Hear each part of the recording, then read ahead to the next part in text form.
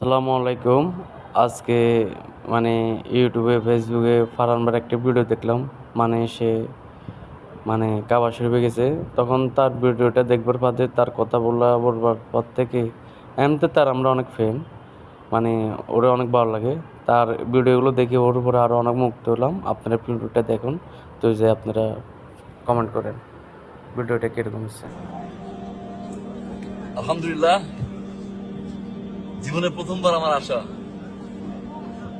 কাবা শরীফের সামনে, প্রথমবার ঢুকে প্রথমবারে হাজরে আসওয়াদ কালো পাথর যেটাতে চুমু দেওয়াটা আসলে ভাগ্যের চেয়ে ভাগ্যের ব্যাপার। পারলাম, চুমু দিয়ে মাত্র আসলাম। আল্লাহর কাছে লাখ লাখ শুক্রিয়া। জীবনে আর বড় কোনো চাওয়া নাই, পাওয়া নাই, কিছু নাই। আলহামদুলিল্লাহ, শুক্রিয়া। আল্লাহ তাআলা সবাইকে নিয়ে আসুক। It's really big time for me. Thank you Allah, thank you. আল্লাহ তাআলা সবার দোয়া কবুল করুক। আমিন। আসলে কাবা শরীফে সবাই যাবার ভাগ্য নাই।